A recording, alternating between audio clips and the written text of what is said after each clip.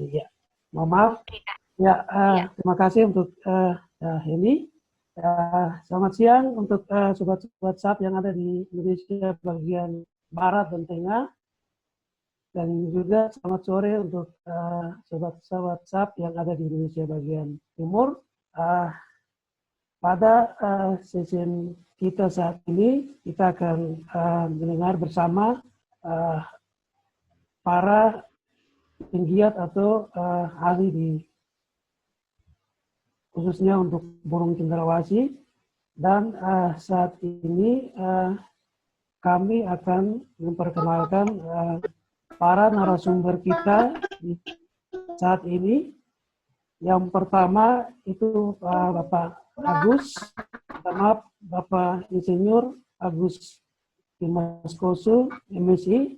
Beliau adalah dosen di Fakultas Matematika dan Ilmu Alam di Unipa, dan beliau lulusan S2 dari Institut Pertanian Bogor, dan banyak sekali pengalaman yang beliau sudah lakukan terutama untuk burung, dan beliau dikenal salah satu ornitologis senior di Papua, dan para alumni dari UNIPA ataupun dari UNCEN pasti sudah mengenal beliau, dan banyak yang sudah beliau perbuat untuk burung.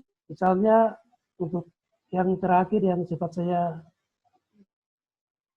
mencari, beliau sempat menulis atau buku bersama-sama dengan Bapak Basvan Balen, buku burung tentang burung di Mimika, dan itulah beliau sangat pakar sekali di bidang ornitologis atau burung, dan beliau akan menyampaikan mengenai jenis-jenis burung cendrawasih yang ada di Indonesia, secara khusus yang ada di New Guinea atau yang ada di Papua, dan bagaimana peranan burung cendrawasih di alam dan ancaman burung cendrawasih itu sendiri.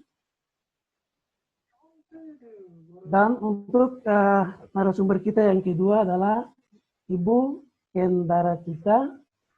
Beliau adalah dosen di Fakultas Kehutanan Universitas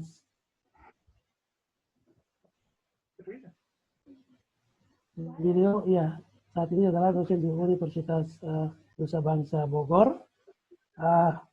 Beliau juga banyak menulis tentang burung cendrawasih. Kita bisa searching di internet, banyak sekali penelitian-penelitian yang sudah dikeluarkan oleh beliau, dan kita bisa membacanya.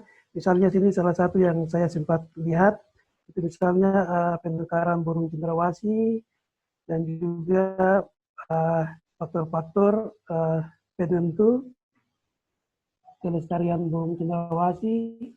Jadi beliau salah satu pakar juga yang sangat berkontribusi untuk burung cendrawasih sendiri. Dan pada kesempatan ini kedua narasumber ini sangat berkenan sekali untuk menyampaikan ini, sehingga kami harapkan sobat-sobat SAP bisa menyimaknya, sehingga ada informasi-informasi atau hal-hal yang sebagai pembelajaran untuk pelestarian dari burung cendrawasih itu bisa diikuti dengan baik. Ya, baik. Kita akan beranjak pada acara kita, yaitu presentasi. Untuk sesi pertama ini, kami akan berikan kesempatan kepada narasumber kita. Yang pertama itu Bapak Agus Dimas Kosu. Beliau akan menyampaikan materi mengenai jenis burung cendrawasih, penyebaran dan ancamannya di Papua. Waktu yang dikasih oleh tim SAP itu 20 menit. Kami harapkan Bapak Agus bisa menyampaikannya dengan baik, sehingga bisa diikuti dengan seksama oleh para sobat SAP. Untuk menyingkat waktu, kami langsung persilakan kepada Bapak Agus atau tim SAP untuk bisa slide-nya bisa ditampilkan.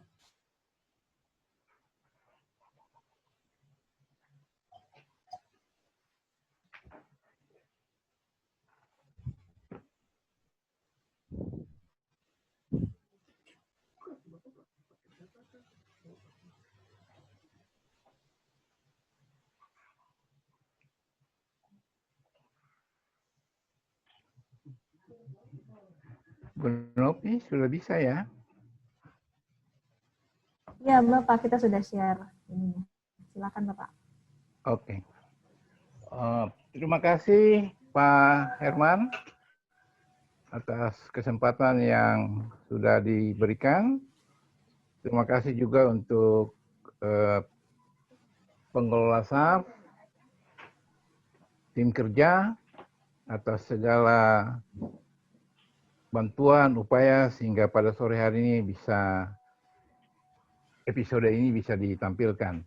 Selamat sore kepada semua sobat-sobat SAP. Salam sejahtera untuk kita semua. Perkenankanlah saya untuk menyampaikan presentasi atau informasi mengenai burung cenderawasih. Ya.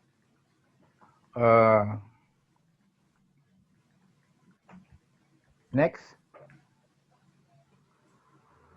Kok nggak masuk? Halo. Nah? Oh ya, oke. Ya. Oke, untuk slide tadi itu slide pertama adalah judul presentasi kita mengenai cenderawasih. Sebelum kita lanjut pada slide-slide berikut, maka saya perlu menyampaikan apresiasi dan penghargaan kepada tim Laman dan Edwin Scholes. Mereka adalah pakar-pakar burung cenderawasih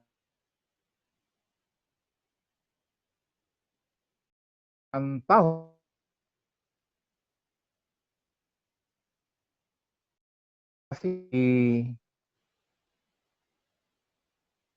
hasilkan buku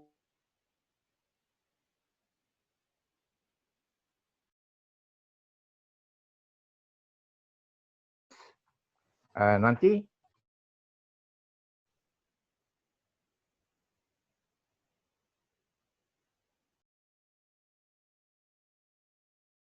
mereka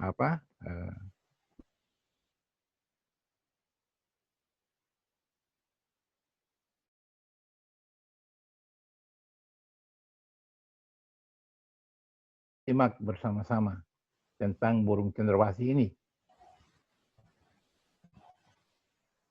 Burung cenderawasih ini mulai diketahui keberadaannya pada tahun 1521, yaitu ketika Sultan Bakhnian, sekarang ini Bacan, memberikan hadiah 2 ekor burung cenderawasih mati atau yang sudah kering, opsetan maksudnya, kepada Raja Spanyol melalui Antonia Pigafetta, yaitu seorang anak buah kapal Victoria yang ketika itu berlabuh di dermaga Tidore. Burung yang diberikan itu tidak mempunyai sayap, tetapi memiliki bulu-bulu panjang, warna kuning keemasan, dan sangat indah. Juga tampak tidak punya kaki. Masyarakat setempat mengatakan burung tersebut datang dari tanah surga, sehingga dengan bahasa setempat dinamakan bolon diwata, artinya burung dari Tuhan atau birds of God. Ketika burung ini tiba di Eropa pada tahun 1522, jadi pada tahun 1521 itu diberikan hadiah, kemudian kapal Victoria itu berlayar kembali ke Eropa, tiba di Eropa pada tahun 1522. Kemudian dengan cepat sekali tersiar berita keindahan dari burung ini, hingga banyak orang meminatinya dan mengenalnya sebagai bird of paradise. Next. Seperti inilah penampakan burung tersebut. Jadi ini burung mati yang ketika itu diberikan kepada Antonia Pigafetta untuk menghadiahkan kepada Raja Spanyol. Dia tampak di situ, dia tidak punya sayap dan tidak punya kaki, sehingga dikatakan burung dari surga, burung dari Tuhan. Next. Nah, karena keindahan burung cenderawasih ini, maka burung itu dilukis oleh banyak artis, para pelukis, untuk dijadikan ilustrasi pada buku-buku sembayang, pada buku-buku burung, pada buku-buku hewan. Pada saat itu kan belum ada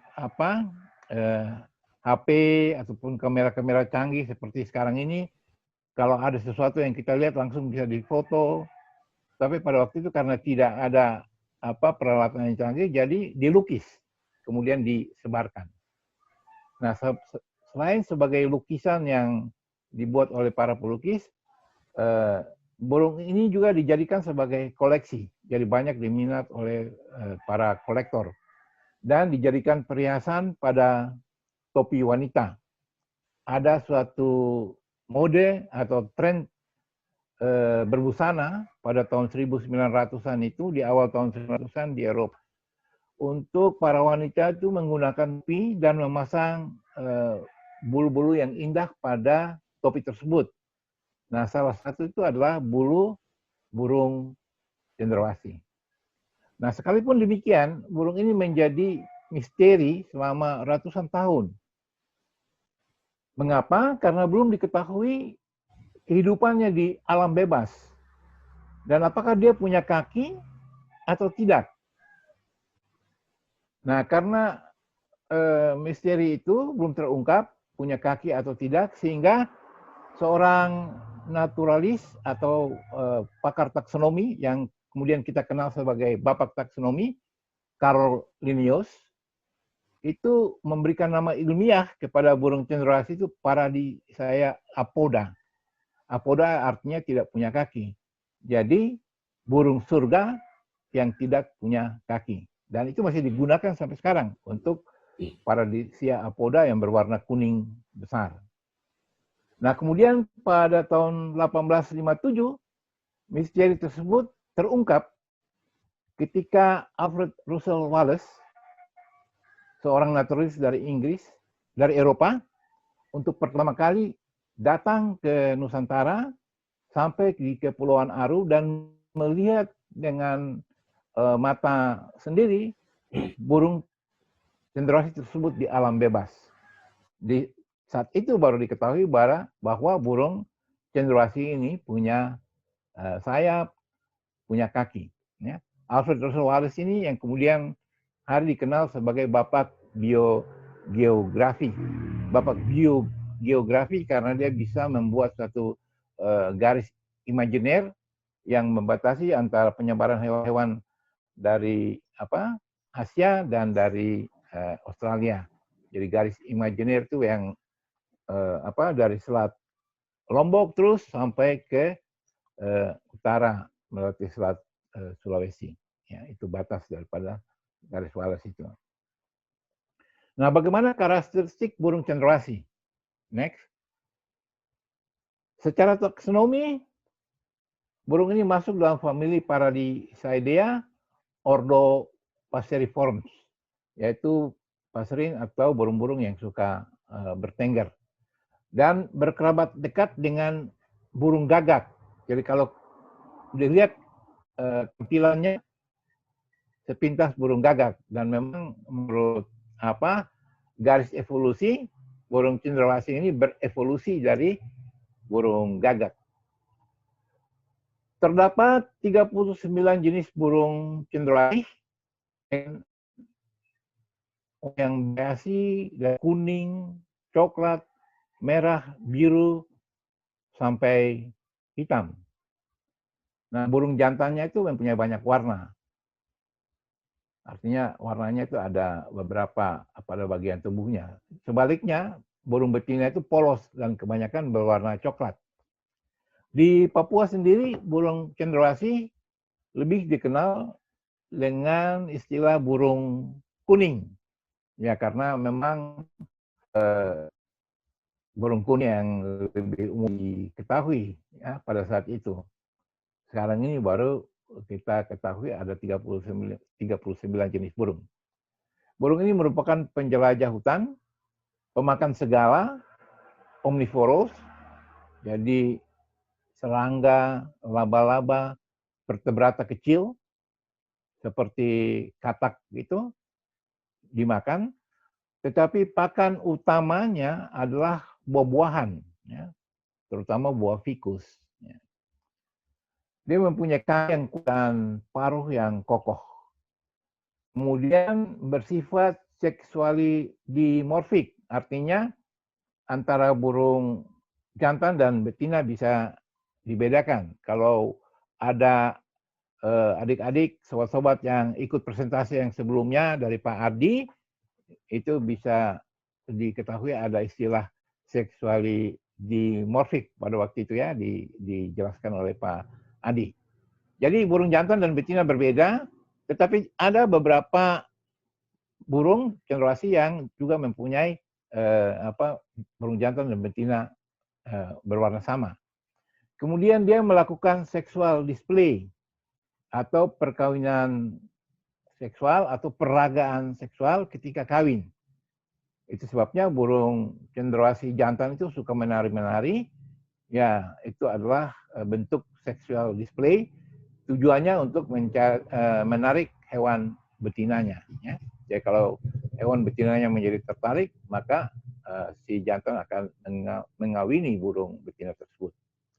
Kemudian burung cenderawasih berumur panjang bisa mencapai 30 tahun. Ya, cukup panjang ya. Peran di alam sebagai seed dispersal. Dia sebagai penyebar benih. Karena tadi dia makan buah-buahan, maka dia bisa menyebarkan biji-biji dari buah-buahan itu di dalam hutan sehingga bisa tumbuh di mana-mana. Tetapi sebagai seed dispersal, burung cenderawasih ini juga bisa dikatakan sebagai penghias hutan.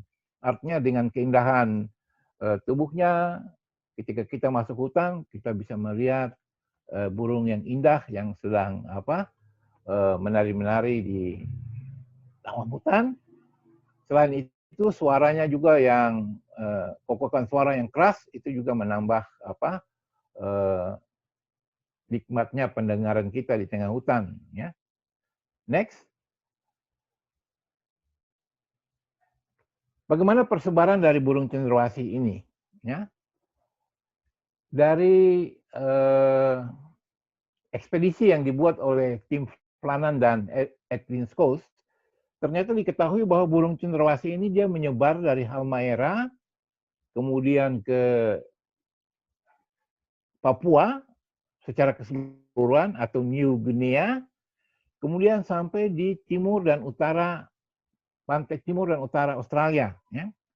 Pada gambar itu bisa terlihat yang coklat itu ada sebaran burung cenderawasih. Tapi paling utama, paling banyak itu di Pulau Papua, di New Guinea. Ya. Kalau di Halmahera itu hanya ada satu jenis, di Aru ada 2, di Australia juga ada 2, tapi yang paling banyak itu di New Guinea atau di Papua secara keseluruhan. Ya. Kemudian nanti di Papua NKRI juga ternyata burung ini sebarannya cukup banyak. Ya. Ada beberapa jenis yang mempunyai persebaran terbatas atau kita kenal istilahnya endemik. Jadi hanya ada pada pulau tertentu atau kawasan tertentu, misalnya cenderawasih merah dan cenderawasih botak atau cenderawasih Wilson, itu hanya bisa ditemukan di Kepulauan Raja Ampat. Jadi persebaran hanya ada di situ. Kemudian cenderawasih kecil, yang kita kenal sebagai Paradoxia minor, itu hanya menyebar di bagian utara Pulau Papua. Kemudian cenderawasih besar, Paradoxia apoda itu menyebar di bagian selatan Papua. Jadi sebarannya terbatas. Ya. Dengan mempelajari persebaran ini, kita bisa kasih tahu dengan pasti. Misalnya kalau ada yang mengatakan menemukan burung cenderawasih kecil di Merauke di selatan itu tidak mungkin karena bukan daerah persebarannya. Ya. Nah, sebagian besar jenis burung ini tersebar di Guinea, di Pulau Papua, terutama di dataran tinggi atau di pegunungan.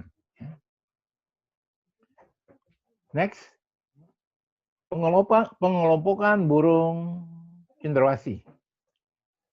Beckler dan kawan-kawan, yaitu buku mengenai burung-burung di kawasan Papua, itu menginformasikan bahwa terdapat 43 jenis burung cendrawasih yang bisa dibagi dalam 7 kelompok berdasarkan ciri morfologi.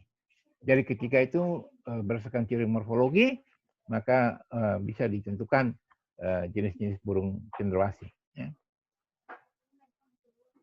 Tetapi Laman dan Scholes yang tadi, Edwin Scholes dan tim Laman, itu memastikan bahwa hanya terdapat 39 jenis burung cendrawasih yang kemudian dikelompokkan menjadi 15 genus.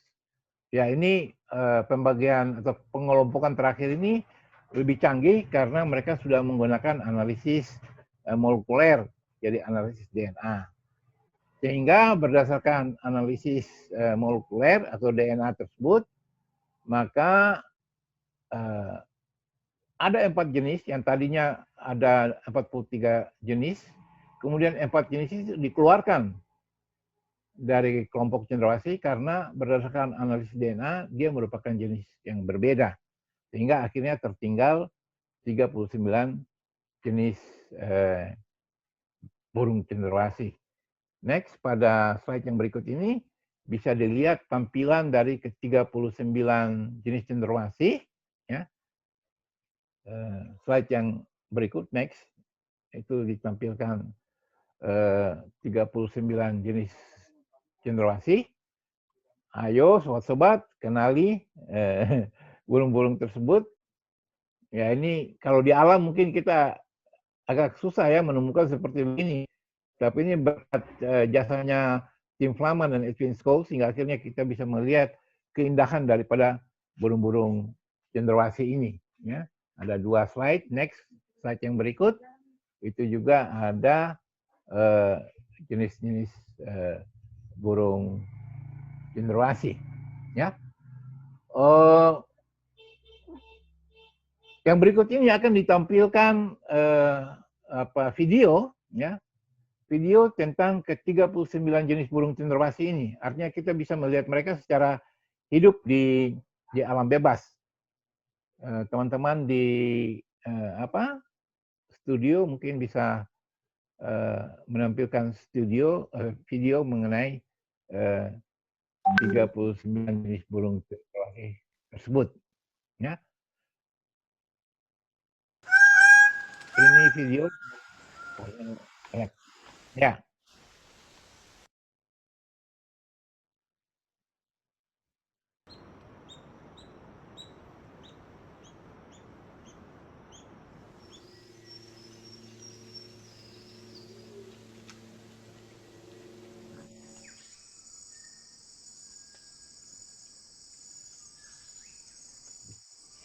Itu cendrawasih botak, cendrawasih Respublika.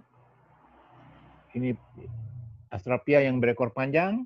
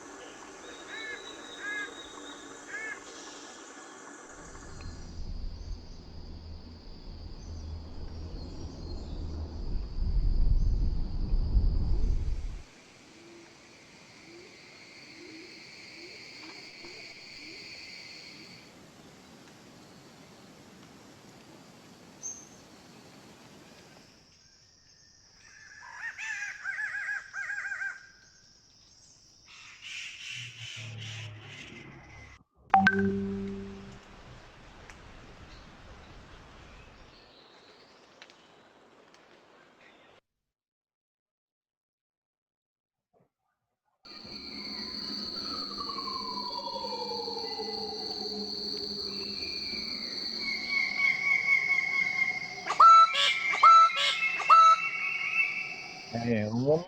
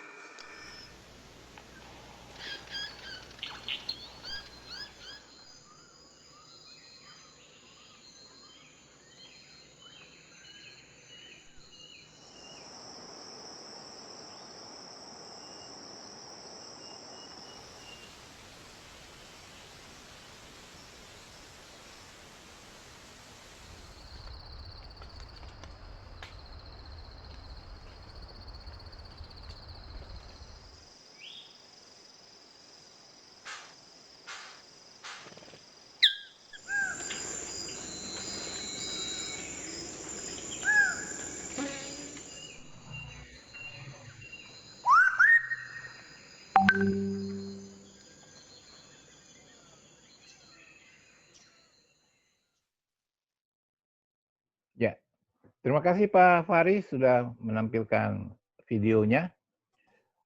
Sobat-sobat SARS yang ingin melihat video yang lain, misalnya tarian burung cendrawasih, bisa mengunjungi website di birdsofparadise.org atau di Corner Lab Ornithology. Ketik saja, Google akan menampilkan. Kita bisa share di situ. Ya. Ancaman terhadap burung cendrawasih. Ya, karena dia bagus, indah, maka banyak orang yang suka memilikinya. Tetapi ancaman yang paling serius itu adalah kehilangan habitat. Habitat ini adalah hutan tempat burung ini mencari makan dan berkembang biak. Nah, ancaman yang terjadi itu bisa terjadi karena pembukaan jalan, ya, ya seperti Trans Papua menghubungkan satu kota, kabupaten dengan kabupaten, itu juga menjadi ancaman yang besar karena habitat akan berubah, ya, ada banyak pohon itu tebang. Kemudian penambangan kayu, ya, logging. Kemudian perkebunan kelapa sawit dan operasi pertambangan berskala besar. Artinya kegiatan-kegiatan ini akan membuka hutan, membongkar hutan, sehingga hutan itu menjadi rusak, dan burung cendrawasih yang tadinya tinggal pada pohon-pohon tersebut berkembang biak, membuat sarang di situ, mencari makan, ya, tadi makanannya buah-buahan, itu menjadi tidak tersedia lagi, sehingga itu menjadi ancaman yang terbesar. Ya. Ada ancaman lain, perburuan, itu saya katakan atau dikatakan ancaman berskala kecil. Ya. Tadi di awal presentasi ada diinformasikan bahwa bulu burung cendrawasih ini paling digemari oleh wanita-wanita di barat itu untuk ditaruh pada topi, ya. Sehingga pada zaman itu di awal tahun 1900-an itu dikenal ada istilah plum trade. Plum trade itu adalah perdagangan bulu burung cendrawasih. Itu dikirim ke Eropa. Tercatat ada 80.000 spesimen burung yang dikirim ke Eropa. Bayangkan 80.000 berarti 80.000 ekor, ya, yang diambil dari hutan. Tapi kan bahwa perburuan ini masih berupa ancaman skala kecil karena ternyata burung cendrawasih ini mempunyai mekanisme reproduksi yang spesifik. Jadi pertumbuhan burung muda untuk menghasilkan bulu yang lengkap, bulu yang indah yang kita bisa lihat, itu memakan waktu yang cukup lama, memakan tahan. Sehingga apabila burung cendrawasih yang dewasa, yang bulunya lengkap itu tidak tersedia, burung cendrawasih betina ini masih bisa kawin dengan burung cendrawasih yang bulunya belum lengkap, ya. Jadi kalau yang lengkap itu diambil, didagangkan, ternyata masih ada jantan-jantan lain yang siap untuk kawin. Kemudian burung cendrawasih jantan ini tidak ikut mengasuh anaknya di dalam sarang, sehingga apabila yang jantan ini diambil tidak ada masalah karena si betina masih bisa merawat anaknya. Jadi dari segi perburuan ancamannya kecil karena burung cendrawasih masih bisa tetap bereproduksi, ya. Itu yang dikatakan ancamannya skala kecil dibanding dengan habitat yang menjadi rusak. Nah, bagaimana dengan konservasi burung cendrawasih? Karena ada ancaman seperti yang tadi disebutkan, maka kita lihat bagaimana konservasi yang harus dilakukan. Next. Konservasi burung cendrawasih, ya yang jelas perusakan habitat, jadi habitat harus dilindungi. Jadi yang pertama, lindungi hutan dan satwa liar. Hutan jangan ditebang, kemudian juga satwa liar yang ada jangan diburu. Kemudian kembangkan ekowisata burung, ya. Misalnya di Wakua, di Aru itu pengamatan burung cendrawasih besar. Di Raja Ampat bisa dikembangkan dan mungkin sudah juga untuk cendrawasih merah dan cendrawasih botak.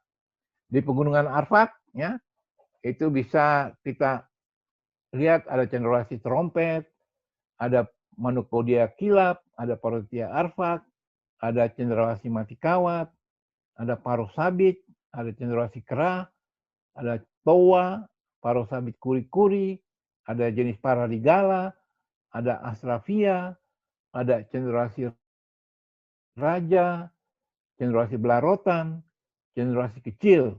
Jadi Pegunungan Arfak ini ada 13 jenis cendrawasih. Luar biasa. Dibandingkan dengan misalnya di Aru ada 1. Di Raja Ampat hanya 2. Tapi di Pegunungan Arfak ini ada 13 jenis burung cendrawasih. Yang kalau dikelola dengan baik itu bisa dijadikan sebagai ekowisata burung. Memang sekarang sudah mulai berjalan, tapi belum sepenuhnya. Sehingga dengan ekowisata burung itu bisa ya memberikan pemasukan bagi masyarakat di mana burung cendrawasih tersebut berada. Next. Demikianlah video tadi sudah kita lihat, jadi kita skip, ya. Demikianlah info singkat tentang pengenalan burung cendrawasih. Semoga bermanfaat. Sekian dan terima kasih. Ya, terima kasih untuk pemaparan dari Bapak Agus. Kami harap bisa disimak dengan baik. Nanti ada kolom pertanyaan, nanti bisa bertanya. Nanti ada diskusi kita selanjutnya setelah materi yang berikut. Untuk materi kita yang session kedua ini, itu akan disampaikan oleh Ibu Kendara Cita. Beliau akan menyampaikan bagaimana burung cendrawasih berkembang biak. Terus yang berikut tingkah laku dari burung cendrawasih seperti apa. Dan bagaimana kita sobat SAP itu dapat membantu dalam mendukung atau melindungi burung cendrawasih. Waktu dan kesempatan ini kami berikan kepada Ibu Kendara Cita. Silakan waktu 20 menit. Baik, sudah terdengar ya suara saya. Terima kasih Ya, Pak Herman. Jelas. Share screen-nya sudah terlihat ya? Ya, sudah Bu. Sudah. Jelas, Oh iya, ya. Terima kasih Pak Herman. Baik, Assalamualaikum, selamat siang Sobat SAF yang daerah waktu Indonesia bagian Barat, kemudian selamat sore untuk Sobat SAF yang di bagian Timur. Saya akan mempresentasikan masalah perilaku burung cendrawasih, atau tadi juga sudah disebut oleh Pak Agus ya, bird of paradise. Oh ya, selamat siang juga untuk Dr. Kombo. Beliau merupakan salah satu yang sangat berperan besar ketika saya studi S1 dan S2 karena sudah mempersilakan untuk penelitian di Taman Burung TMII. Baik, Sobat SAF semua. Ya, ini tadi sudah dijelaskan secara jelas oleh Pak Agus. Mungkin saya hanya mengulang sedikit saja. Jadi ketika ini tadi foto-fotonya ya bagaimana orang Eropa itu memperdagangkan cendrawasih, mengekspor, kemudian di sana hits menjadi update fashion terkini, menjadi topi kan. Nah, kemudian muncul mitos di sana bahwa burung cendrawasih yang tadi dijelaskan tidak memiliki kaki, maka disebut Paradise apoda itu, perilaku berkembang biaknya itu mereka itu di awan, bahkan mereka makannya embun seperti itu gitu, karena kan nyampe ke Eropa itu nggak ada kakinya, makanya dibilang Paradise apoda. Tapi sebenarnya kita tahu bagaimana setelah penelitian itu sebenarnya cendrawasih berkembang biak, apa betul cendrawasih berkembang biaknya di awan, tidak bertengger seperti itu. Nah, jadi begini Sobat SAF semua, sistem perkawinan itu untuk cendrawasih ada 2, jadi ada yang monogami dan ada yang poligami. Tadi juga sudah dijelaskan oleh Pak Agus ya, bahwa yang untuk jenis-jenis cendrawasih, kita kenal cendrawasih kuning, itu dia seksual dimorfik, jadi antara jantan dan betinanya bisa dibedakan secara seksual. Itu kita bisa lihat yang warna kuning itu kan, jadi yang lebih bagus itu Sobat Safia semua itu yang jantannya, sedangkan yang dia ada bulu hiasnya, biasanya itu dipakai untuk ketika musim kawin dia menari-nari gitu, dancing. Nah, sementara untuk betina itu yang warna coklat yang putih aja, nggak ada bulu hias kuning-kuningnya, itu dia nggak ada bulu hiasnya gitu, karena kan dia nggak menari. Nah, sedangkan yang di sebelahnya itu yang monogami. Jadi dia antara jantan dan betina itu tidak bisa dibedakan dari bulu hias, tapi hanya dibedakan dari ukuran. Cuman kalau kita pengamatan di lapang, itu ukuran juga agak bias, kita bisa melihat dan membedakan jantan betinanya ya. Karena kan kalau misalkan kita ngelihatnya itu sebelahan, ya kita bisa lihat itu lebih besar, jantan lebih besar daripada betina. Tapi ketika satu-satu kan, nah itu. Jadi untuk yang, tapi kita akan fokus pada cendrawasih yang memang poligami ini. Poligami ini ada 2, ada yang poliandri dan poligini. Poligini ini artinya jantan dapat mengawini lebih dari 1 betina. Dan untuk jenis ini, Paradise minor itu biasanya dalam 1 musim kawin, itu dia bisa mengawini 7 betina. Gitu. Dan tadi juga Pak Agus sudah sampaikan bahwa tidak semua cendrawasih jantan itu juga ada bulu hiasnya ya, karena cendrawasih jantan yang ada bulu hias seperti ini adalah cendrawasih yang sudah memang dia dewasa kelamin. Dewasa kelamin itu artinya mampu untuk kawin. Jadi belum tentu semua jantan dewasa itu bisa kawin, tapi ketika dia udah ada bulu hiasnya gitu, berarti dia sudah dewasa secara kelamin dan oke untuk breeding gitu. Nah, jadi apa yang menarik dari burung cendrawasih ini? Kita kan sering lihat nih kayak di film-film atau video burung cendrawasih itu nari-nari kesana kesini gitu. Itu sebetulnya ada tujuannya. Jadi yang paling dikagumi itu selain dari bulunya yang indah, tapi ada perilaku lek yang kita kenal. Jadi perilaku lek itu adalah dia muncul ketika musim-musim kawin. Nah, perilaku lek ini hanya bisa ketika cendrawasih yang bersifat poligini tadi ya, poligami, poligini. Nah, jadi ketika perkawinan poligini ini, 1 jantan akan kawin dengan lebih dari 1 betina, ada sistem. Jadi nanti ada area lek, seperti cabang-cabang lek gitu di pohon, dan arena itu sebagai perilaku untuk menarik perhatian betina gitu. Nah, dalam hal perkawinan ini memang setelah jantan mengawini betina, itu jantan tidak mengambil bagian dalam perawatan anak. Jadi betina yang memang mengambil perawatan anak. Jadi begitu selesai kawin, ya sudah, betina langsung terbang gitu. Kemudian mencari sarang. Nah, jantannya kemudian menari lagi nanti di sana. Jadi nyari betina lagi. Karena kan tadi untuk jenis Paradise minor ini juga yang ditampilkan ini, dia itu seks rasio 1:7 gitu. Jadi dalam 1 musim kawin itu 1 jantan dapat mengawini 7 betina untuk yang poligini. Dan ya, perilaku lek ini bisa dilakukan secara soliter ataupun berkelompok. Tapi yang paling sering dilihat itu berdasarkan hasil penelitian itu biasanya berkelompok. Jadi mereka itu berkompetisi untuk mendapatkan betina. Nah, jadi di sini betina itu kan di sini hanya bisa menghasilkan telur itu 1-2 telur ya. Jadi betina itu betul-betul akan memilih jantan yang memang dominan gitu. Jadi sekalinya betina itu dibuahi, jadi dia harus betul-betul milih mana jantan dominan yang bisa mengawini gitu. Sama lah kayak kita ya, kayak kita di orang juga kan pasti milih nih, wah mana. Nah gitu. Jadi burung cendrawasih pun memang sulitnya ketika perkembangbiakan seperti itu. Jadi betina itu betul-betul memilih jantan mana yang narinya paling bagus, paling lama, kemudian banyak kreasi wingnya, sayapnya gitu ya. Nah biasanya perilaku lek itu dilakukan pada pagi hari dan sore hari.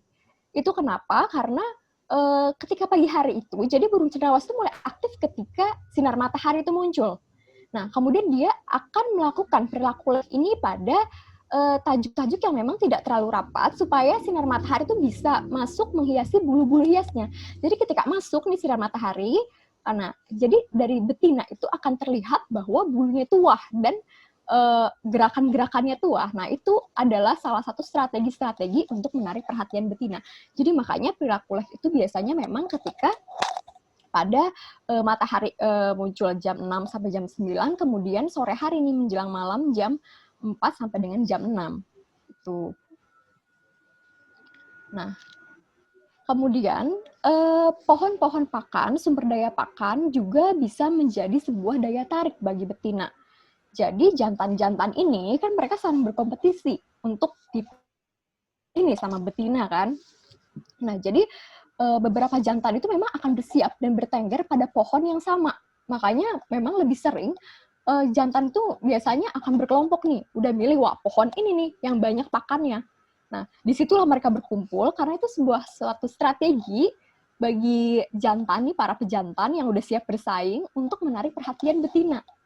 Gitu. Jadi yang pakannya banyak, wah di sini karena kan begitu pakan banyak karena biasanya aktivitas perilaku ini dilakukan pada saat memang mereka juga sekalian aktivitas cari makan. Jadi cari makan biasanya buah-buahnya itu buah yang buah-buah ficus. Nah, itu mereka di situ sekalian mereka melakukan perilaku lek itu. Nah, lalu bagaimana nih ritualnya? Ini disebut mating sistemnya, ritualnya itu pertama itu display terbagi atas wing post, palm, dan bow. Jadi pertama itu mereka akan melompat-lompat. Kemudian mereka akan melebarkan sayap yang jantan ya, kemudian bersuara nih. Tapi saya nggak bisa nyontoin suaranya juga sih. Bersuara gitu. Wow, nanti ada videonya. Kemudian dari situ dia akan palm setelah melebarkan sayap. Jadi kayak pamer sayap antar pejantan kan, karena disitu ada beberapa pejantan, biasanya 5-15 pejantan, nah saling melebarkan sayap, nanti betina ini biasanya nontonin dari atas atau dari bawah, gitu. Jadi lihat dari si jantan ini berkompetisi untuk dancing seperti apa. Nah setelah itu mereka akan bergerak dari satu dahan ke dahan lain, kemudian masuk ke bow, kepalanya menunduk, kemudian sampai bersuara, lalu dancing, menari-nari nih. Setelah itu kopulasi. Mungkin bisa langsung dilihat aja videonya ya. Mas Faris bisa tolong dibantu.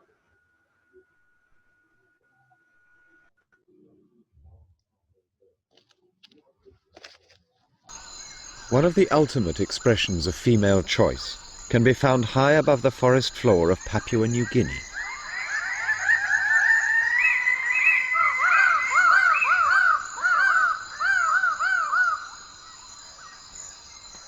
Male Ragiana birds of paradise.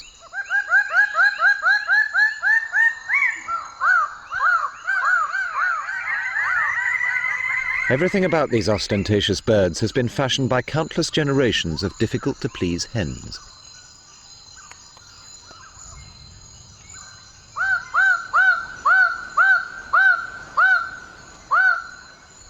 Dawn breaks with their noisy clamour, so the dowdy females can easily locate the groups of displaying males. They visit one site after another, judging each individual by his performance.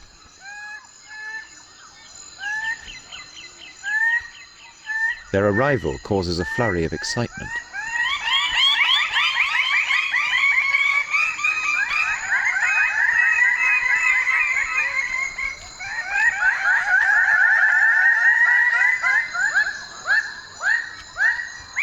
At each site, one male occupies a central position which is more attractive to the hens.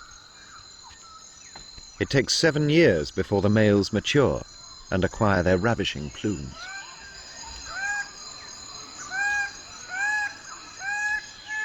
By contrast, the hens are ready to mate much sooner and tend to outnumber the males.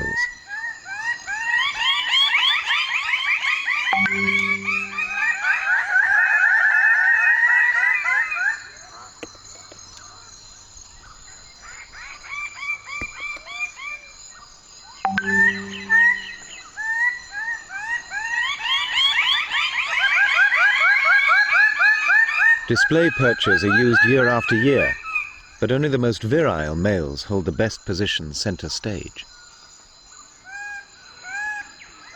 In a forest so rich in fruit, the females can rear their chicks alone. The males are merely a colorful sperm bank.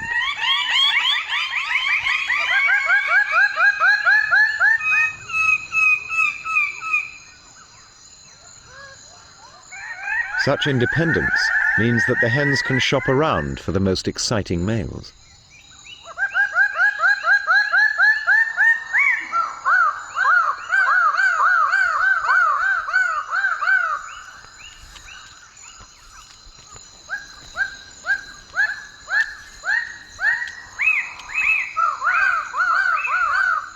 Each generation of females chooses just a few elite males.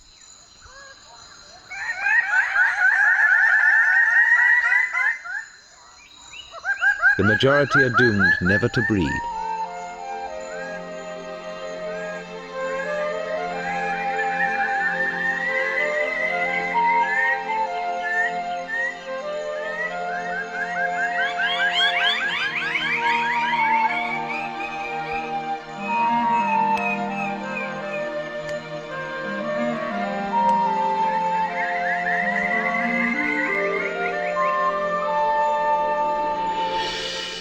This male is lucky, but even now, at the moment of mating, he cannot be absolutely sure that he'll father the female's next brood.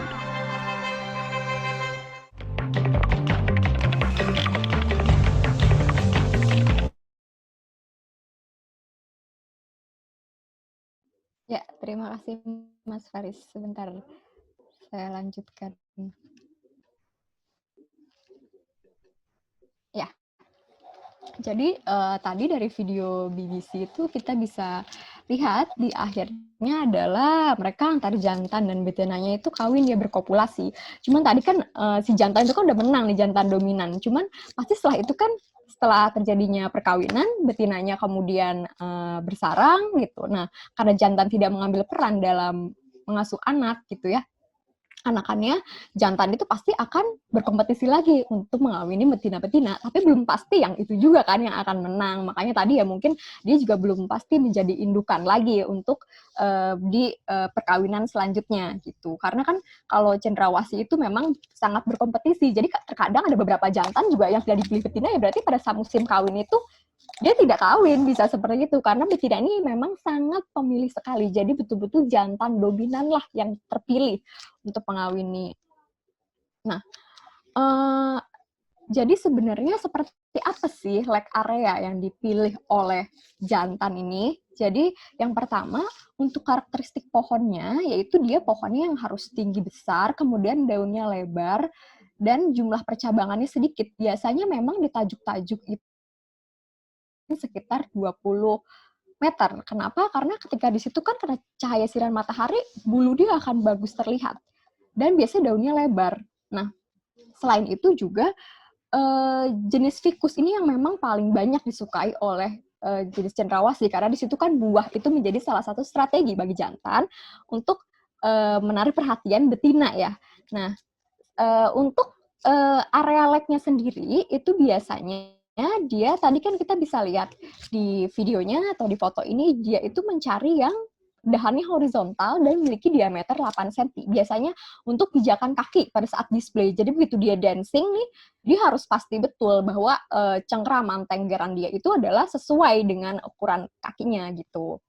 Dan yang paling penting menghadap sinar matahari itu tadi. Jadi makanya kenapa ketika matahari muncul itu mereka sudah mulai jam 6 tadi sampai jam 9 udah mulai mereka berkompetisi untuk melakukan perilaku lek. Gitu. Nah, lalu apa saja yang mempengaruhi perilaku lek itu? Yang pertama memang secara genetik dari burungnya, yaitu adanya hormon testosteron pada jantan, kemudian ketersediaan pohon leknya. Jadi si jantan ini pun juga sangat pemilih ketika mau kawin itu. Jadi pohonnya itu harus yang pohon tinggi, tajuknya tinggi, kemudian percabangannya tidak terlalu banyak, daunnya lebar-lebar, supaya itu kan terlihat jelas ketika dia melakukan ritual perkawinan itu oleh si betina. Kemudian dia juga banyak sumber pakan, karena itu salah satu strategi bagi jantan untuk menarik perhatian betina, dan ada juga cahaya matahari dan juga suhu. Jadi ini juga salah satu suhu itu memang sangat mempengaruhi bagi burung ketika kawin. Jadi terlalu panas untuk cendrawasih ini juga nggak mau dia. Jadi biasanya suhu 26 itu dia oke untuk kawin tuh biasanya gitu. Makanya jam-jam 9 sampai 11 gitu kan. Kalau terlalu panas juga dia nggak mau, karena burung biasanya banyak istirahat untuk waktu terlalu panas gitu, karena kan akan mengeluarkan energi lebih besar ketika panas sekali. Dan paling penting adalah jauh dari gangguan manusia.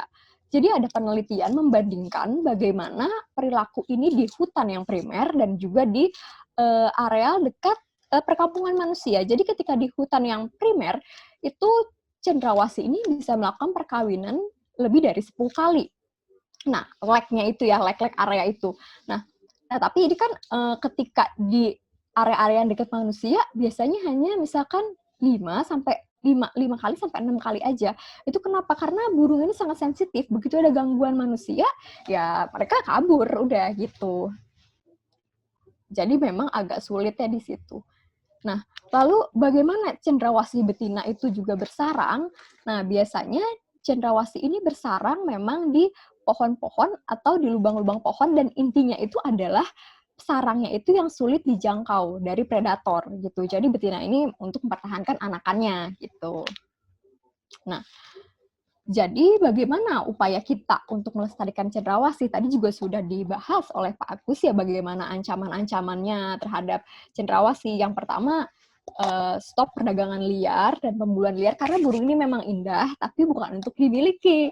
Jadi indah, biarkanlah mereka bebas di alam liarnya. Dan yang paling penting adalah tadi menjaga habitatnya, karena ketika habitatnya hilang, pohonnya rusak, ya kan?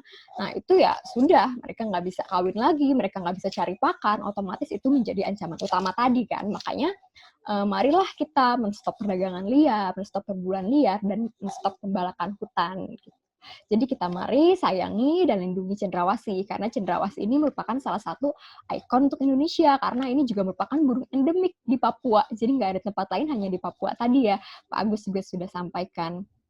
Nah, ini merupakan beberapa peraturan gubernur Papua juga sudah memberikan larangan untuk menjadikan super bagi cendrawasih, dan Kementerian LHK juga sudah mengeluarkan surat edaran sebagai upaya pelestarian burung cendrawasih sebagai satwa dilindungi. Jadi untuk semua genus Paradisea itu memang dilindungi. Mungkin sekian sharing dari saya, semoga bermanfaat. Terima kasih. Selamat siang semuanya. Assalamualaikum warahmatullahi wabarakatuh. Saya kembalikan kepada Pak Herman. Ya, terima kasih Ibu Gendara Cita. Waktu yang dimanfaatkan tepat 20 menit. Ya, baik. Untuk acara kita selanjutnya itu kami coba Ibu Heni atau host untuk kita akan masuk ke bertanya atau kuis ya. Iya. Iya, Pak. Ya. Ya, Kak Herman. Kuis ini nanti akan diambil alih oleh tim SAF ya. Baik, terima kasih Kak Herman. Mungkin nanti teman-teman Sobat SAF bisa lihat di live chat. Kita akan mengikuti kuis interaktif. Langsung klik di link yang sudah diberikan dan teman-teman bisa atau Sobat SAF bisa langsung menjawab. Untuk ada 2 pertanyaan, mungkin kita mulai dari pertanyaan pertama. Boleh silahkan dijawab.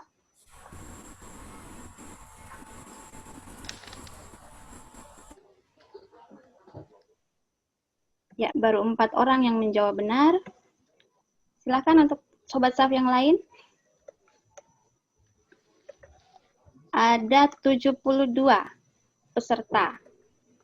Sobat Saf, oke, sudah 6.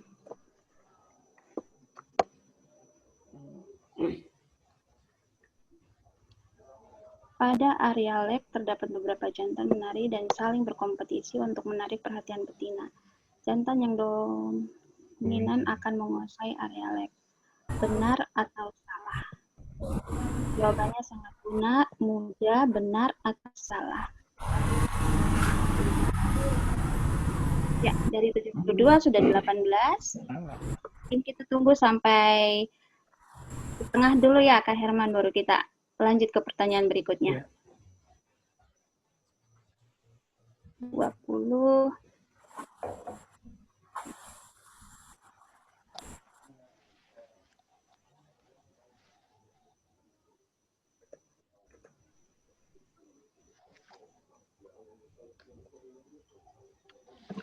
Oke, 27. Ya, naik terus.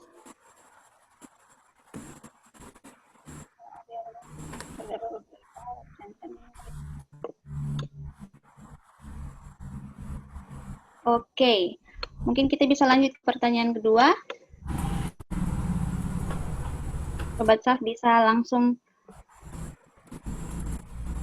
mengklik kembali link yang sudah tertera. Oke. Ada beras burung cendrawasih di Pegunungan Arfak yang dapat dijadikan sebagai objek ekowisata burung. 10, 13, 15, 39, dan 43. Satu yang menjawab 10, ada 7 yang menjawab 13. Dan 1 yang menjawab 15, kemudian 39 yang menjawab 4 orang, dan 43 belum ada. Oke, kira-kira berapa ya? Iya.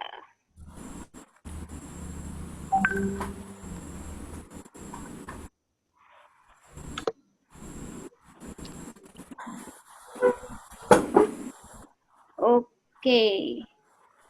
Terbanyak adalah 13.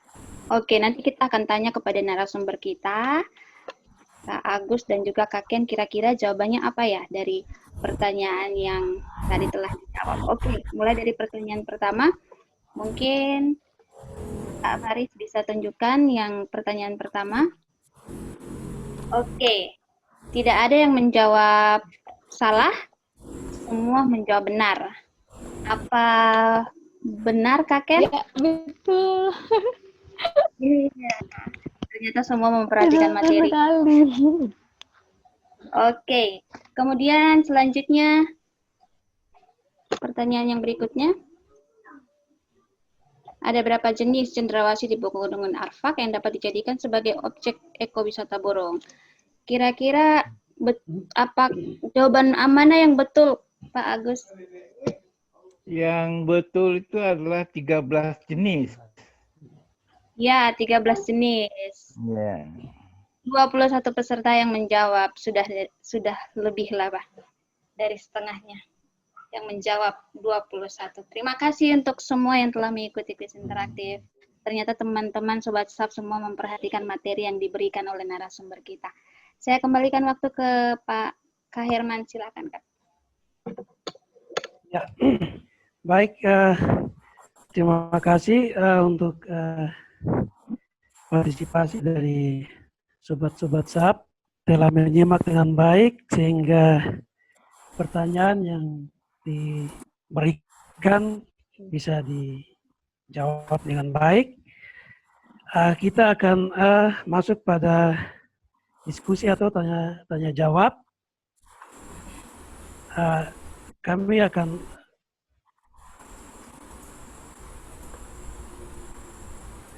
untuk tim SAP, apakah kami langsung atau ada pertanyaan yang sudah di ini?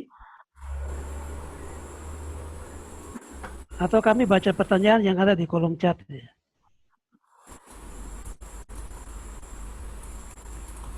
Ya, baik sobat-sobat SAP, tadi untuk mengawali diskusi kita atau untuk tanya jawab, membuka tanya jawab ini, menarik yang disampaikan oleh Pak Agus bahwa burung cendrawasih orang Papua itu biasa mereka kenal dengan burung kuning, sehingga paling banyak itu yang berwarna kuning yang kita kenal, misalnya Paradesia minor, Apoda, dan Radiana, itu yang dianggap sebagai burung kuning atau burung cendrawasih.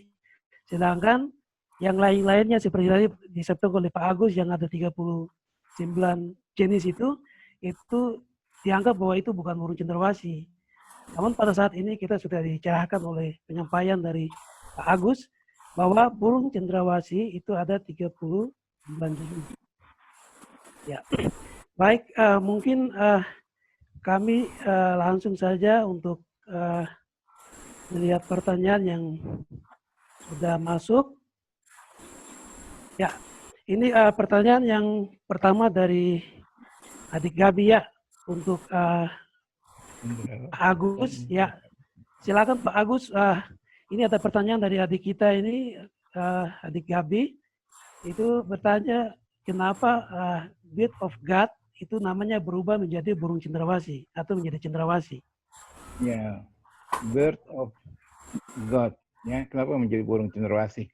Kalau Bird of God itu bahasa Inggris ya, burung apa? Paradisea, paradise, surga ya.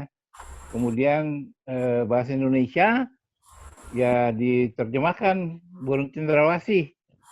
Nah, cendrawasih ini apakah ada bahasa daerah ya? Artinya mengistilahkan sesuatu yang agung begitu. Iya. Ya. Bird of God, burung cendrawasih. Iya. Baik, kita lanjut pada pertanyaan yang berikut. Itu dari Ibu Fitriyanti Pakiding. Ini bisa dilihat apa penanda spesifik antara burung cendrawasih, Pak? Silakan, atau bisa nanti ditambahkan oleh Ibu Kendara Sita. Ya, baik, Ibu Fitri. Spesifiknya itu apa ya? Dia itu mirip burung gagak, crow-like, seperti burung gagak ya. Tapi variasinya banyak. Tapi kalau kita lihat sepintas, dia seperti burung gagak. Berevolusi dari burung gagak. Itu istilah apa ya? Ilmu pengetahuan itu. Barangkali Ibu Ken bisa tambahkan ciri spesifiknya ini.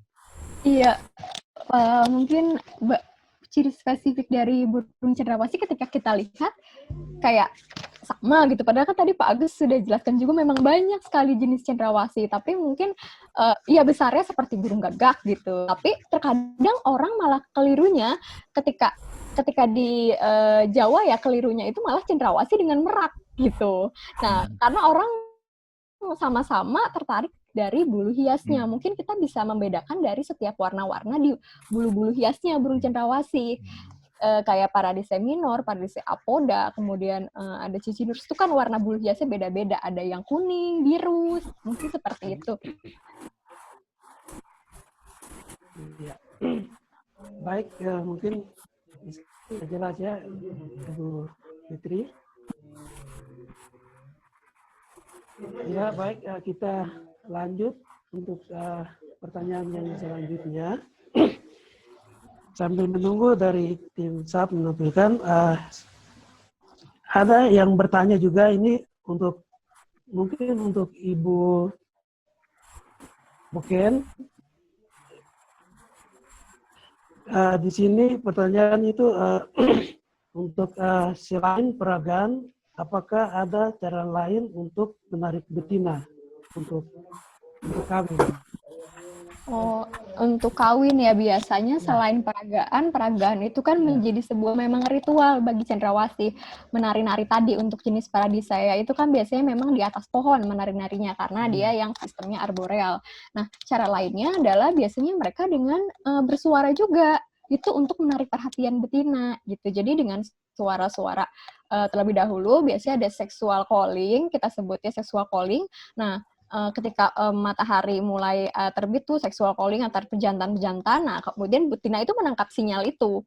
Jadi saling bersuara nih beradu suara, lalu betina akan masuk ke area lek itu gitu. Jadi sebagai penangkap sinyal selain mereka berdansa-dansa juga mereka berdancing itu mereka juga bersuara gitu. Berarti untuk ini jadi cendrawasih untuk melakukan perkawinan itu biasa melalui suara dan juga melalui peragaan atau peragaan. Ya, menjadi sebuah ritual sih untuk cendrawasih. Memang ketika untuk kawin dia harus meragakan terlebih dahulu gitu.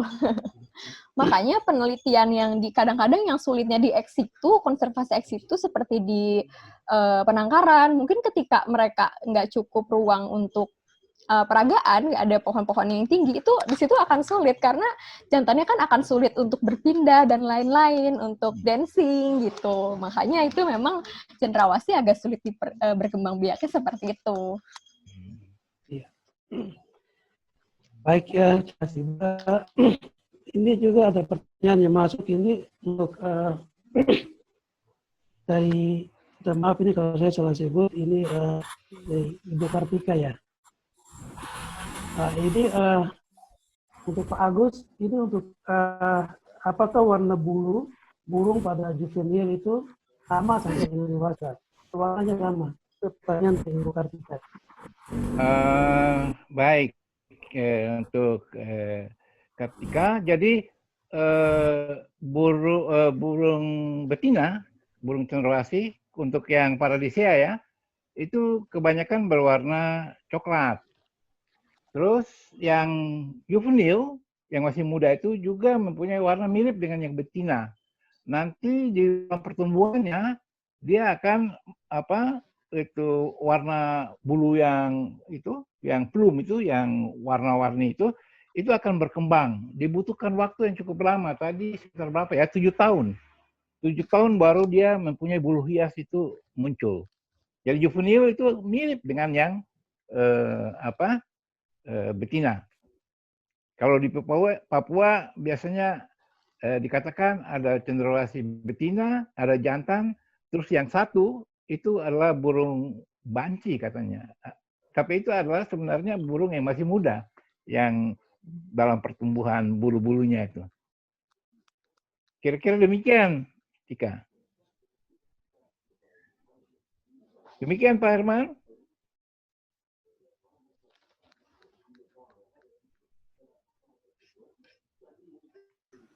Ya. Pak Herman, mikrofonnya belum dinyalakan, masih mute. Oh ya, maaf. Ya, baik, Pak Agus ini menyambung yang tadi ini. Kalau yang monogami itu bagaimana pada saat juvenil sampai dengan dewasa dibanding dengan misalnya yang paradisea minor dengan kelompoknya itu kita membedakan itu atau sama ya? Iya Pak Herman. Jadi mereka membutuhkan waktu yang cukup lama untuk tumbuh bulu-bulu plum yang dipakai untuk peragaan di lek itu. Jadi sebelum itu masa mudanya dia masih mirip dengan si betina. Seperti begitu Pak. Ya, baik Pak Agus. Kita lanjut untuk pertanyaan yang selanjutnya. Ya, dari Pak Sinus Roman, itu beliau ini lebih ke ancaman dari burung cendrawasih itu. Ini ya beliau bertanya ini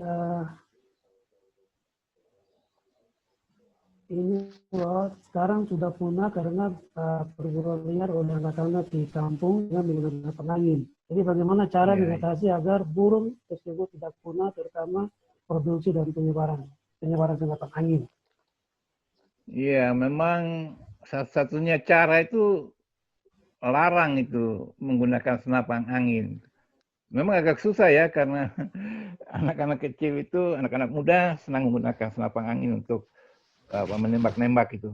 Memang harus ada aturan untuk melarang perburuan, tapi juga penjualan senapan angin dibatasi. Tapi memang itu sepertinya perlu menumbuhkan kesadaran dari para pengguna senapan itu supaya jangan menembak sembarangan, terutama burung cenderawasih. Ya, baik. Kami kira ya sudah jelas. Yang pertanyaan selanjutnya itu dari Mas Dahi, itu untuk bukan bagaimana ini bentuk telur ya. Oh iya. Ya. Oh iya. Ya, terima kasih pertanyaannya. Bagaimana bentuk telur dari burung cendrawasih? Ya, cendrawasih betina itu kan memang bertelur dia dalam satu musim kawin 1-2. Bentuknya itu dia biasanya berwarna krem, kecoklatan, kemudian abu, dan juga keunguan. Mungkin itu ya? Iya. Sudah. Ya, begitu ya. Iya. Ya. Oke, baik, kita lanjut. Ya, jadi telur itu seperti tadi sudah disampaikan oleh Ibu, warna keunguan. Ya. Oh iya, ini dari Ibu. Banyak itu dua ya. Ibu Sita. Ibu Sita Prativi ya. Iya. Bagaimana cendrawasih yang menari di tanah? Oh iya, betul. Ada juga cendrawasih yang memang menari di tanah. Biasanya dia untuk jenis-jenis yang terestrial. Jadi itu untuk jenis yang cicinurus. Biasanya cendrawasih botak itu dia menari di tanah. Cuma bagaimananya juga saya belum tahu penelitiannya karena kita fokusnya itu banyaknya memang tadi seperti Pak Agus kita tuh mengenalnya adalah jenis Paradise tadi. Jadi kita ke cendrawasih yang memang Paradise itu kan dia arboreal, tapi memang ada juga cendrawasih yang menari di tanah itu untuk jenis-jenis cendrawasih yang terestrial gitu. Itu mungkin bagus untuk sobat-sobat SAF semua jika ingin penelitian cendrawasih yang terestrial gitu karena mungkin dia akan seperti merak ya. Merak juga memiliki lek area, kan merak juga di tanah. Nah, biasanya dia akan saling, tapi kalau untuk merak itu dia leknya nggak langsung bareng kayak cendrawasih Paradise tadi di atas pohon, tapi kan itu langsung bareng. Kalau kalau untuk merak itu satu-satu, tapi untuk terestrial mungkin nanti bisa dibuat untuk penelitian juga sangat baik karena sekarang kita memang baru fokus ke jenis-jenis yang Paradise tadi karena Paradise tadi itu sangat terfokus dan dilindungi oleh ini kan status spesies prioritas untuk jenis Paradise itu. Gitu. Mungkin itu Sita. Iya. Baik, kita lanjut lagi. Masih ada pertanyaan yang masuk. Ya, dari Ibu Fitri ini untuk Buken, bagaimana populasi burung cenderawasih di alam saat ini? Apakah proporsi jantan lebih besar dari betina? Oh iya. Ya, terima kasih Bu Fitrianti. Untuk populasi burung cendrawasih di alam saat ini, memang cendrawasih di alam ini statusnya tadi near threatened menurut IUCN ya banyaknya. Dia untuk jenis cendrawasih Paradise minor aja dia list concern, memang dia hampir terancam punah. Dan proporsi jantan apakah lebih besar daripada betina? Untuk seks rasionya sekarang ini mungkin saya belum bisa tahu pastinya berapa proporsi jantannya, apakah lebih besar atau enggak dari betina, tapi yang pasti untuk jantan itu, untuk proporsi kawinnya mungkin ya, itu dia betina itu memang akan memilih jantan-jantan yang dominan itu tadi. Jadi ketika jantan ada yang tidak terpilih ya mungkin aja satu musim kawin itu jantan tidak terpilih untuk kawin gitu. Jika memang ketika lek area perilaku lek itu dia tidak dominan di situ gitu. Mungkin seperti itu. Apa sudah jelas? Lalu Yang bawahnya ya? Ya. Dari Yang bentar. dari Pak Wahyu. Pak Wahyu. Oh ya, Pak Wahyu Adi Lesmana. Tapi sinyal saya masih jelas kan ya? Ya, masih. Soalnya tadi unstable di saya. Selamat. Bandingan jumlah jantan dan betina dalam suatu populasi atau daerah. Kemudian setelah bertelur berapa rata-rata jumlah telur. Stase hidup anak burung cendrawasih. Ya, ketika bertelur itu betina itu ini untuk jenis Paradisea biasanya dia hanya bertelur itu 1 sampai 2 aja. Ketika setelah musim kawin itu hanya 1 sampai 2 telur, dan itu persentasenya saja biasanya kalau untuk jantan yang bersifat poligami ya, makanya si betina ini langsung ketika setelah kawin dia akan langsung nyari sarang sendiri. Kenapa? Karena kan seks rasio jantan itu karena dia poligami 1:7. Jadi ketika dia nggak bisa dapat betina nih, biasanya ketika dia masih ketemu betina yang lama, dia akan mematikan sepertinya itu mematikan si telur itu supaya si betina ini kan energinya untuk mengeram itu bisa dipakai untuk kawin. Nah, makanya biasanya kalau kita lihat di penangkaran juga antar ketika sudah terjadi kopulasi, perkawinan itu akan dipisahkan antara jantan dengan betina. Itu karena si jantan ini biasanya akan mematuk telur dan akhirnya si burung itu mengerami. Jadi energi untuk mengerami bisa dipakai untuk kawin. Sedangkan ketika misalkan dia mengerami, dia nggak mau lagi diajak kawin.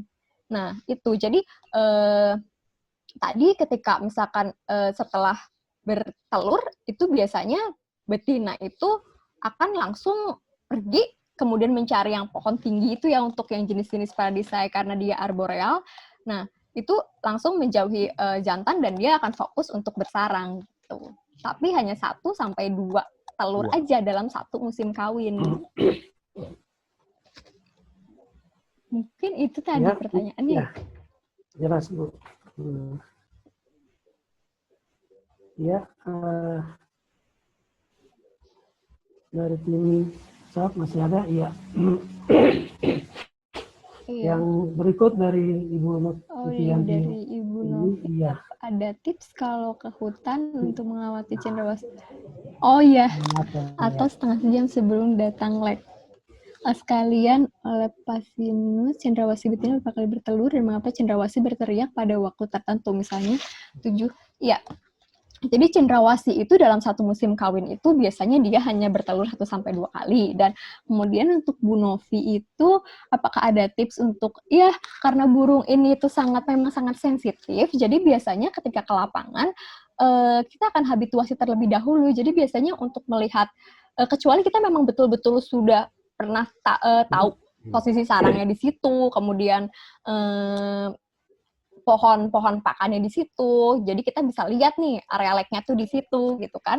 Nah biasanya kita akan berhabituasi terlebih dahulu, dan baiknya sih memang kalau pengalaman saya di lapangan biasanya untuk pengamatan satwa liar itu yang pertama kita biasanya nggak langsung dapat data untuk langsung dapat perilaku lek, tapi kita akan berhabituasi, apalagi untuk jenis cendrawasih ini sangat sensitif.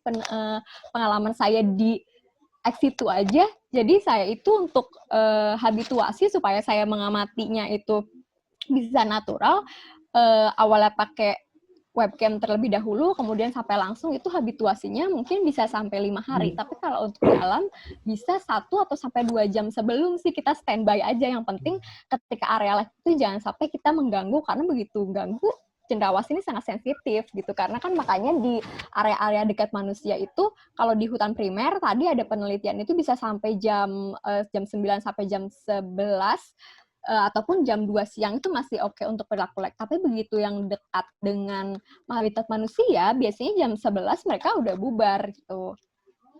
Kemudian tadi apa lagi ya? Mungkin itu sudah jelas atau belum ya?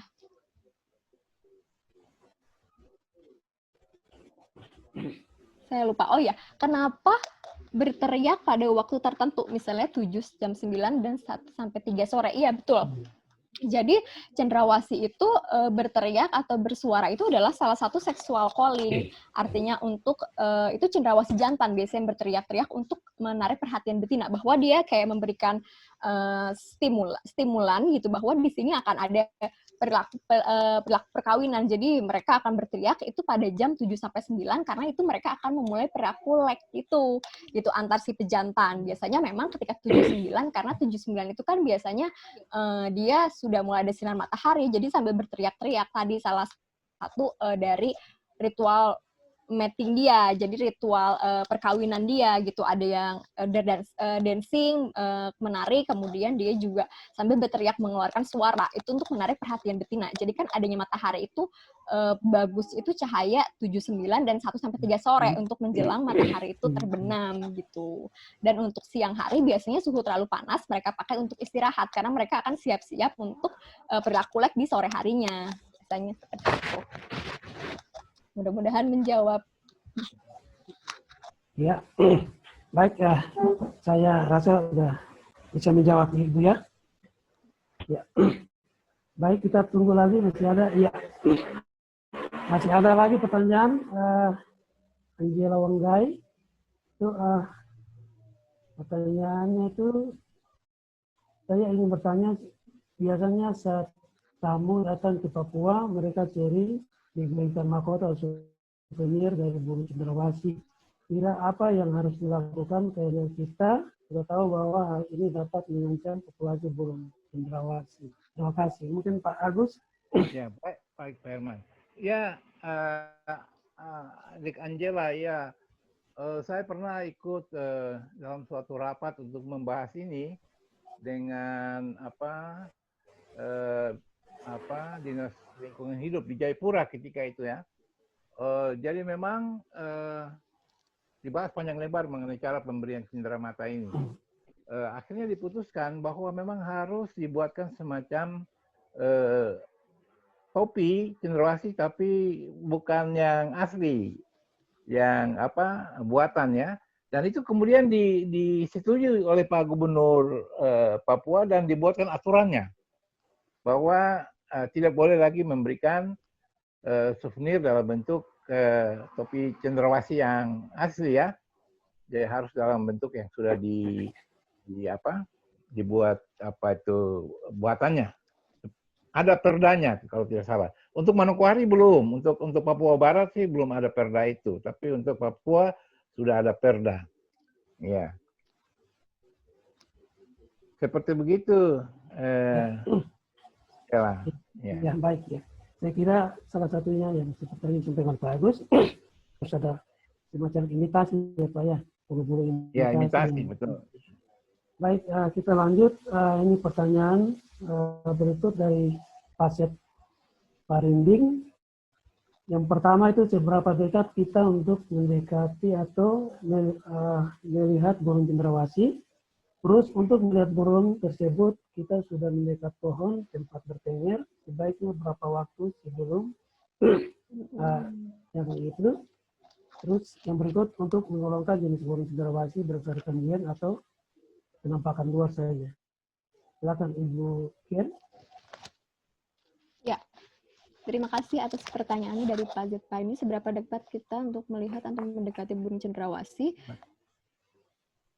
Berapa waktu sebelum jam 6 pagi tersebut. Kalau memang kita sudah berhabituasi atau beda dengan survei awal. Kalau survei awal biasanya mungkin dari jam 5 kita harus atau setengah 5 udah bisa. Tapi kalau misalkan kita udah berhabituasi dan sering ke situ, jadi cendrawasih tidak merasa asing ya atas keberadaan kita, atau bahkan kita bisa memakai ini kan biasanya kita bisa memakai kayak baju yang untuk kamuflase. Iya, kamuflase. Untuk kamuflase bisa, jadi tidak terlalu mengganggu gitu. Karena ketika mengganggu memang perilaku leknya akan bubar gitu. Nah, kemudian apa tadi ya? Saya lupa. Pak Herman. Tim SAP bisa iya. kembali. Menggolongkan berdasarkan gen atau penampakan luarnya saja. Ya, tadi juga sudah dijelaskan Pak Agus ya, dari luarnya kita bisa lihat kan berbeda-beda, apalagi dari setiap bulu hiasnya. Nah, kemudian sekarang juga sudah masuk ke gennya. Jadi secara genotipik pun sudah tadi kan yang tadinya 43 jenis jadi 39 jenis, itu dari secara genetiknya. Seperti itu. Ya, baik ya. Saya kira mungkin semua pertanyaan sudah dihimpun oleh tim SAP dan sudah dijelaskan dengan baik oleh kedua narasumber. Dan mungkin ada yang menarik di sini untuk burung cendrawasih ini, Paradisia ini, bahwa si betina ini itu dia selektif dalam mencari jantan yang akan dikawin untuk demi kepentingan generasinya. Jadi jikalau dia salah memilih jantan yang fitness, berarti generasinya itu tidak daya tahan untuk bertahan hidup itu sangat rendah, sehingga dia harus memilih jantan yang mempunyai fitness yang baik. Seperti tadi disampaikan oleh Ibu, itu dari pola warna, bulu, dari situ yang bisa dilihat. Dan di sini bahwa untuk kasus burung cendrawasih ini, itu betina yang menentukan siapakah yang akan dipilih. Jadi dia akan menyeleksi dari sekian banyak jantan yang ada, dan saya kira ini kalau diaplikasi untuk kehidupan kita manusia itu sangat nyata, di mana si betina ini atau wanita akan melihat laki-laki yang mana yang tampan dan berbobot badan yang baik, itu yang dijadikan sebagai suami. Ya, itu sangat, kalau diaplikasi itu sangat nyata untuk manusia.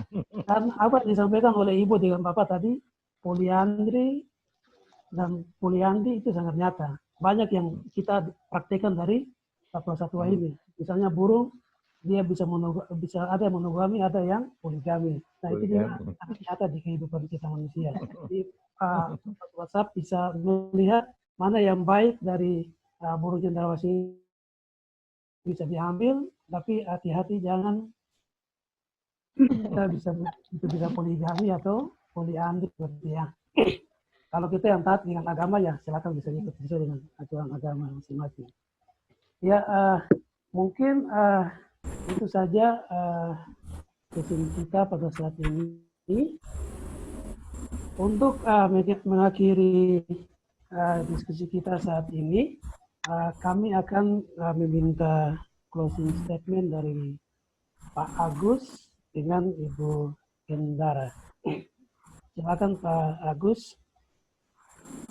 Terima kasih Pak Herman. Jadi ada istilah pepatah itu tak kenal maka tak sayang. Dengan presentasi ini, mudah-mudahan tadinya kita tidak mengenal, sekarang kita sudah mengenal burung cendrawasih ya secara virtual. Mudah-mudahan punya kesempatan secara visual bisa ke lapangan melihat keindahan burung cendrawasih menari. Karena kalau kita sudah kenal, kita menjadi sayang, dan kalau kita sudah sayang, kita mempunyai keinginan untuk menjaga keberadaan burung cendrawasih yang melestarikannya. Demikian Pak Herman. Baik, silakan Ibu Ken. Ya, baik. Terima kasih Pak Herman.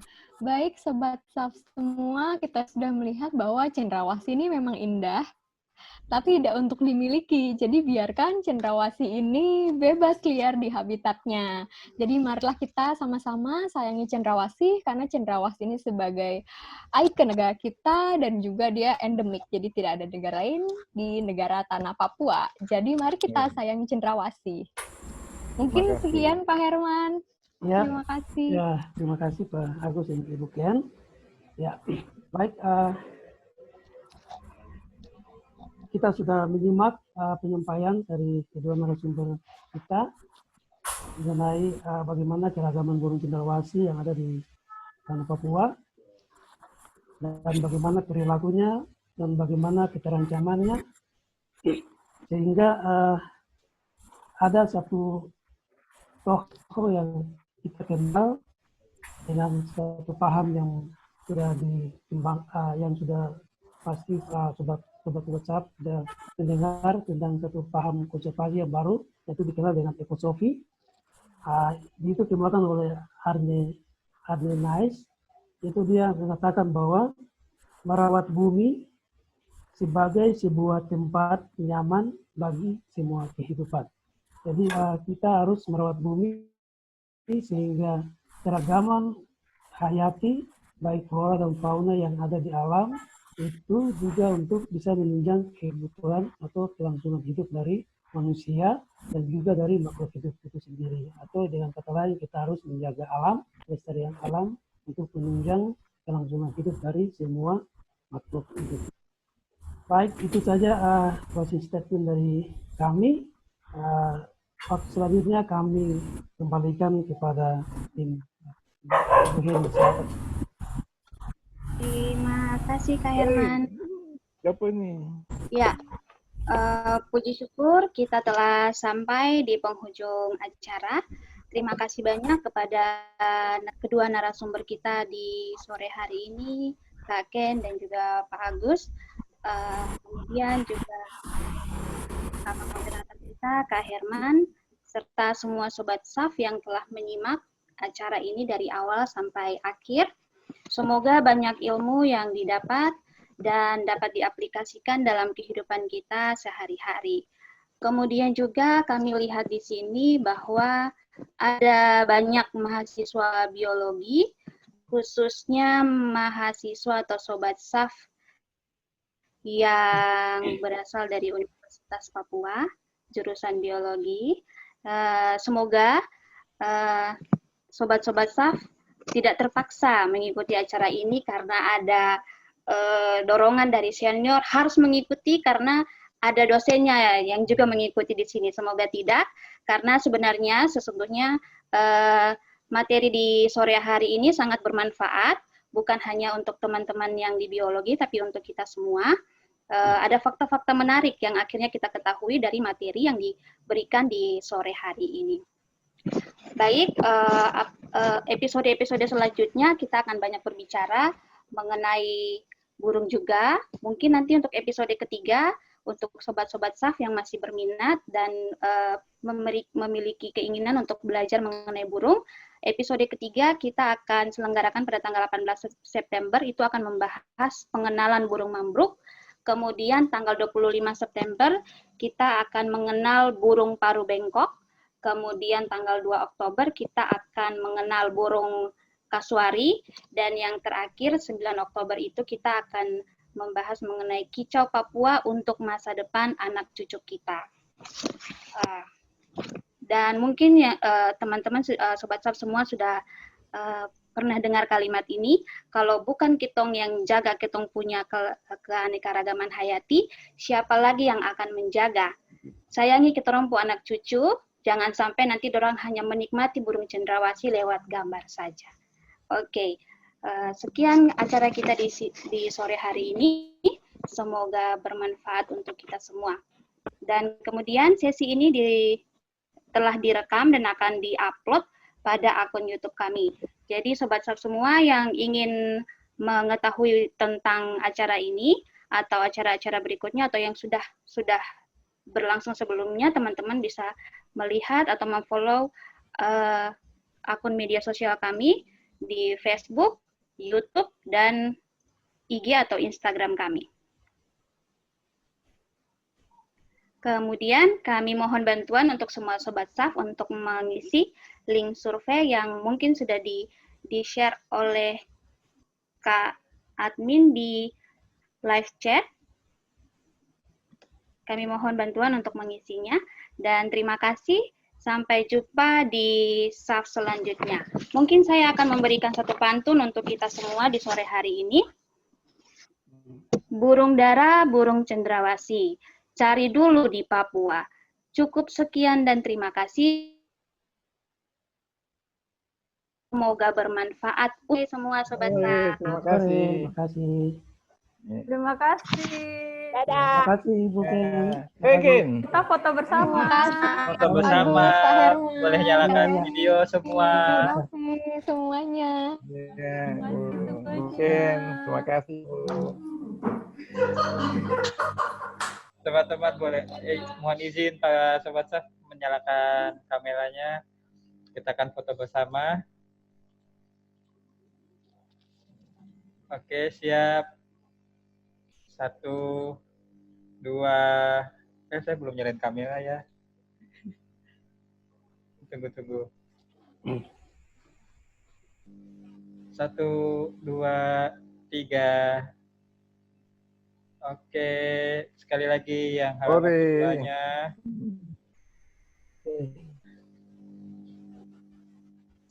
Sekali lagi. Titin ya, Titin. Oke, siap.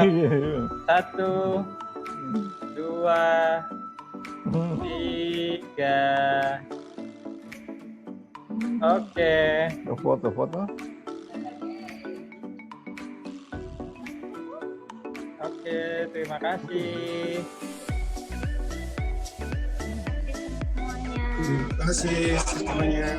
Terima kasih banyak. Ya. Sampai jumpa. Terima kasih.